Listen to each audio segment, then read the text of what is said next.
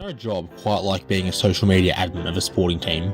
You post matchday graphics, quotes from the manager, and the full-time scores. Occasionally you might even make a funny joke at the expense of another team, and be rewarded by 13-year-old kids calling you Wadman. But what happened on Nottingham Forest's Twitter account this weekend was like nothing I've ever seen, and I want to talk about it. To get to that point though, we will need context. So here it is. The Premier League relegation fight this season has been pretty good. Sheffield United are almost certain to go down, and Burnley will probably join them. As for the final team going down, it's a 3-horse race for survival. No one expected Luton Town to stay up this season, but they've outperformed all expectations and have been the best of the newly promoted teams by far.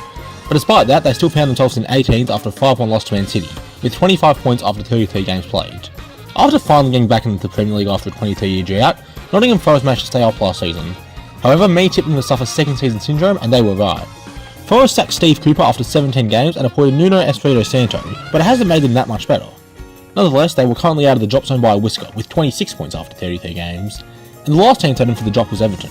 They shouldn't have been since they technically accumulated 33 points after 32 games. However, they had been deducted 6 points due to breaking FFP laws. Man City and Chelsea had gotten off scot-free by the way. Anyway, despite the handicap, Everton still sat 16th, 2 points clear of Luton and 1 point clear of Forest with a game in hand on both. They also had Forest at home next. If Everton beat Forest, it would be huge for their season, and vice versa. But for the Luton fans watching at home, it could be argued that a Forest win would be the worst case scenario for the Hatters. If Forest overtook Everton, then Luton would have to rely on an Everton team who were technically not a relegation side and also had a game in hand to drop points. An Everton win, however, would probably be enough to keep the Toffees up and just create a battle between Forest and Luton, something that Luton fans would prefer. So at 1:30pm on the 21st of April 2024, Everton vs Forest kicked off. 12 minutes into the match, the ball falls to Jerry Rayner and Ashley Young kicks at his heel. No penalty. Now sure, maybe Rayner sells this a bit. Young doesn't get near the ball, he sticks a leg in for no reason and he makes contact. Again, maybe Rayner goes down too easy, but those have been given for less, and to me it's a penalty. But the pen never came, and it would instead be Everton who scored first for Idrissa Gana Gueye. But fast forward to the 44th minute. Once again, Ashley Young's at the scene and he sticks his arm out. So normal penalty, right? Nope. I'm baffled at how someone could possibly think that is a natural position. Ashley Young looks like an NHL goaltender trying to keep a puck out of the net, and that's somehow a natural position. Now sure, I don't expect Young to have his hands stuck to his hips, but there's no reason for his hands to be that high. He puts them up, he makes contact, pen. Easy. But somehow it's not called and Forest 1-0 down at the break. But Ashley Young is a seasoned veteran. He's played in England's top flight 448 times. He'll know better than anyone else that after getting away with what should have been a penalty twice, the rest will keep a close eye on him in the second half. He won't do anything stupid. Day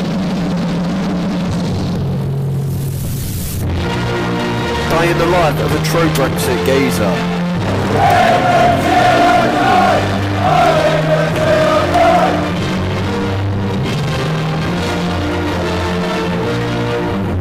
He did something stupid. Now I don't think I have to explain this. Ashley Young dives in, makes contact with Hudson-Odoi's ankle and doesn't touch the ball. Clear as day, obvious penalty.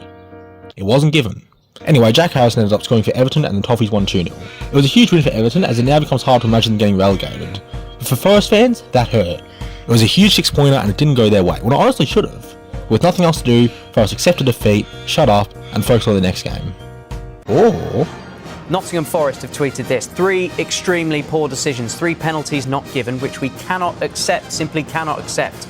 We warned the PGMOL, that's the group that run the referees, that the VAR, Stuart Atwell, is a Luton fan before the game, but they didn't change him. Luton, of course, are involved in this relegation battle. Our patience, they say, has been tested multiple times, and Nottingham Forest Football Club will now consider its options. I have to just say, Dean, what's your reaction to that? Because my mind is blown.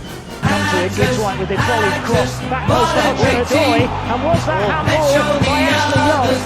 It's going to be a corner at least. oh my word.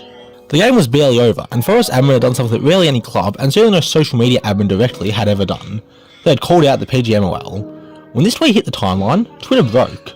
Some people praised the tweet, some labelled it unprofessional, including Jamie Carragher. But that, what I've just read there on social media, that's like a fan in a pub. Look, I get Carragher's point. Mentioning that the VAR as a Luton fan is unprofessional, but football clubs have been professional for years. Has that helped the quality of refereeing? Absolutely not. If anything, it's only gotten worse. So if this is what it takes to finally see the refs held accountable, so be it. And I know refereeing is a hard job, I know mistakes will be made. But when they're still being made with VAR, it's just embarrassing and something needs to be done. Let's talk about the actual tweet. Now I've said that the admin lost his head and tweeted this for a bit of a laugh, but in all honesty, he obviously was told by someone to do it. And there's a good chance it was Forest referee analyst, who was none other than Mark Clattenburg? I can't believe it, someone said you was dead. One of the most famous referees of all time finds himself back in the news for going against the referees. You couldn't write it. And honestly, this sets up an interesting situation. Mark Clattenburg refereed in the Premier League for 13 years. Him actively going against the refs? It's not a good look. so keep an eye on this because something might happen. Okay, there's been a few updates since I started writing the script. Firstly, Forest have tweeted more tweets about the refereeing decision, and the Premier League have responded, once again saying it wasn't appropriate to call out the referees. But you already know my opinion on that.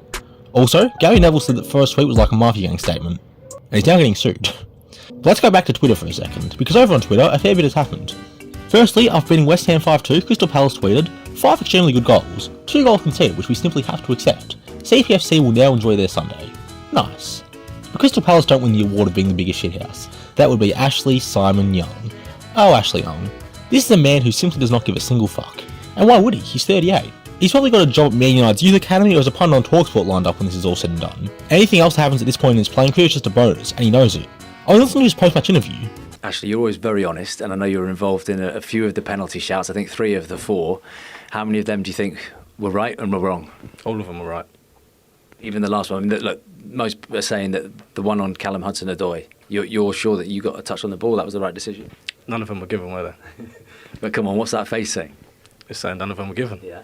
Look at that smirk, he knows he's gotten away with it. And that's not all. The day after the Forest game, Ashley Young posted himself listening to Cry Me a River by Justin Timberlake.